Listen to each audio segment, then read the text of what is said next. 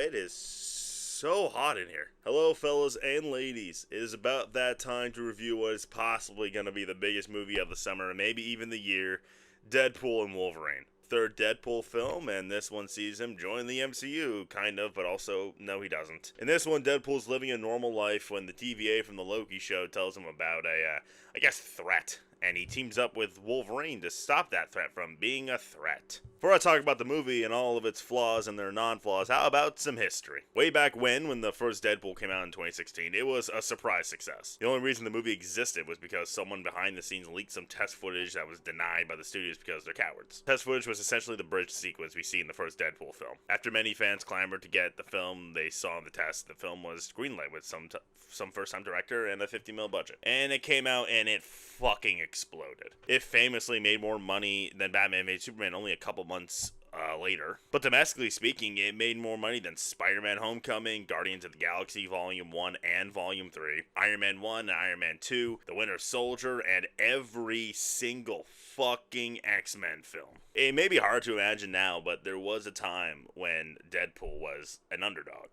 And it showed the first film was essentially a passion project, and the result was really good. And then flash forward to Deadpool 2, while it was undeniably not an underdog anymore, and the scale got bigger, there was still a quality about the film that felt like the team didn't forget where they came from, despite the obvious flaws. So flash forward to now. Deadpool is now a bankable name. Ryan Reynolds is now a massive movie star. The movie is now under the roof of Disney and the MCU. Can Reynolds and crew keep their roots and create a film with the same spirit as the first two? No, Deadpool and Wolverine is kind of ass. I guess I can talk about what I liked first. The movie's not a total disaster. Second trailer for this movie was horrific, and it set my expectations supremely low. So in that regard, I suppose it surpassed my expectations. But in terms of being Deadpool and being rated R, nothing about this movie is polished. It's got all the gore, all the crude humor, and the swearing the first two had. None of that is missing. Nor does it feel watered down, per se. In terms of its spirit, it's all gone. But in terms of look, yeah, it blends in pretty well with the previous Deadpool movies. The opening, scene I actually liked quite a bit. For me, my enjoyment peaked there. Not because it was special, but it was so ridiculous, and I was like, am I supposed to not enjoy this? That's the thing, people who are excited for this movie who will not like this review will claim I'm just snobby and can't have fun, but I promise, I can. I did laugh enough times. A lot of the jokes missed, but there were hits. I actually did really like Hugh Jackman's performance, and it was kind of nice seeing him in full Wolverine mode again, and while Ryan Reynolds did exactly what you think he does, I actually did enjoy their buddy cop-like chemistry together. But overall, man, this movie is sloppy.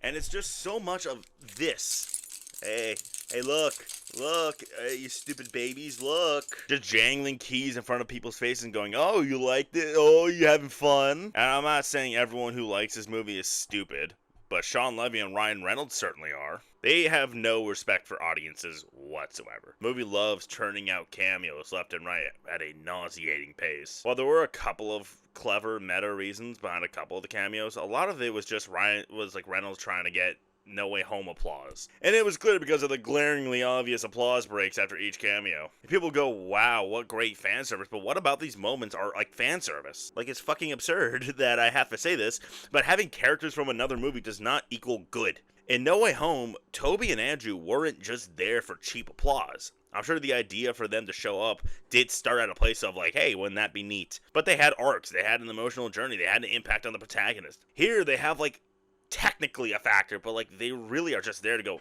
look. It also doesn't help nobody that the plot and Sean Levy's direction are terrible. The color grading isn't quite as gray as the trailer suggested, but oh my god, it looks so fucking ugly, and the visual effects were done with fucking crayons. From a writing standpoint, well, again, I did laugh a decent amount. I also skipped some laughter at obvious jokes, mainly because it's so fucking repetitive with the jokes. There are way too many jokes about gay sex to count. So many jokes about gay sex and the idea of having gay sex. There's also an unfortunate amount of how do you do fellow kids moments. Also, I can't lie, the fourth wall breaking got a little on my nerves. Not the fact that he broke the fourth wall, of course he did, but many times it felt like a cop-out. And this is when the film reaches a cynical area, because way too many times, Deadpool will basically have an issue with something, call it out, and then brush it away. But the thing you're being self-aware about is still present. For an MCU movie, it's pretty standalone. You don't not have to be super caught up with the MCU. That said, things like the TVA need to be explained, so there's a ton of exposition. And Deadpool goes, oh, here we go with the exposition. And everyone's just supposed to go oh, you're so true. Man, Deadpool, you're so quirky and irreverent. But Yeah, what the fuck is up with all the exposition? The movie also really thinks it's like going there. Like, oh man, we're really gonna piss Disney off. Doesn't have quite as many of those jokes as I thought, but it definitely is really proud of itself, when in reality, Disney's probably just like, oh, thank God. That wasn't okay. We can live with that. That's cool. That's fine. And I know I'm going to hear people going, hey, stupid face. The movie's just for fun. Also, I'm Italian American. When I say shit like the story progression makes no sense, but like, it doesn't track. This is a spoiler free review. I won't give anything away. But so much of this movie's plot is so rushed. The film's Deadpool is retired shtick is poorly developed, as is his arc. They kind of try something with him and Vanessa, but man, these movies do not want to do shit with that character, because the movie completely forgot about that storyline. There is something with Wolverine's character, and it doesn't really work, but I'll hand it to them. They did try. The inciting incident that gets the movie started makes no logical sense for why Deadpool is in the position he's in. They explain it in detail, and yet it makes no sense. The middle of the movie is one fetch quest and non sequitur after the next, just getting us to the next reference and cameo. At one point, the movie just turns into a Honda ad. I need to rant a little bit about the ending for a bit, because, ooh, it's so bad. It's so bad. So the ending has this battle that's kind of fun, however, Sean Levy's action direction is fucking weightless. But then it turns out it was all for nothing, and also made no sense as to why it was happening in the first place. Realistically, it was just because the writers had a cool idea and they didn't care to make it make sense. Also, 5 writers, by the way. This movie had 5 writers. Keep that in mind. But then the big finale happens, and Deadpool and Wolverine are told something's gonna happen if they do a thing, and then it just doesn't happen. And the explanation is like literally just, it's what it is. And I don't want to hear, oh, it's a comedy, who cares? Comedies make sense. That's the best comedies, like, have like a groundswell of logic, and they have care in their story. You can't just go, oh, it was supposed to be funny, therefore it doesn't matter. The first 2 Deadpool movies, they cared when it came to their comedy. They made sure their comedy was, like, grounded in a, like, in the area that tracks. They didn't just say, hey, who cares, we're just gonna make them laugh. It's also not good that this movie has 2 villains, and they both suck. One played by Emma Corrin, and God bless them, they do everything they can, but that villain amounts to nothing beyond I'm just evil. And then Matthew McFadden's character, Roy Star's CEO Tom Wambsgans himself. That character also sucks and is just evil for the sake of being evil, but the difference is that McFadden's not very good. He tries to blend business serious with like goofy, and it's kind of cringy. The writing and performance of this character, all in all, just feels like a Disney Channel movie villain. If you're excited for this movie,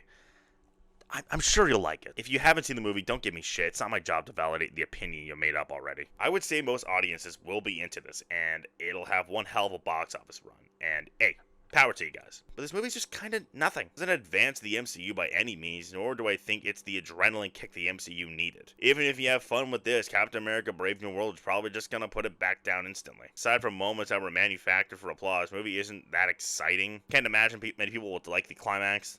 It's really just the movie equivalent of a mobile above a crib, just there to distract people and be like goofy despite the fact that it's literally just nothing but moving colors. Despite its box office run and inevitable popularity, I think it's only a matter of time before Deadpool and Wolverine fades into obscurity with the rest of the MCU. I won't pretend I had no fun with Deadpool and Wolverine, and it did make me laugh a decent amount. For a lot of people, it'll be exactly what the doctor ordered, but between its weightless action, whose weakness is only amplified by its cheap needle drops, obnoxious and repetitive humor, and asinine story, Deadpool and Wolverine is another chapter in the decline of the MCU, and I'm giving it 4 Hugh Jackman and the Sons out of 10.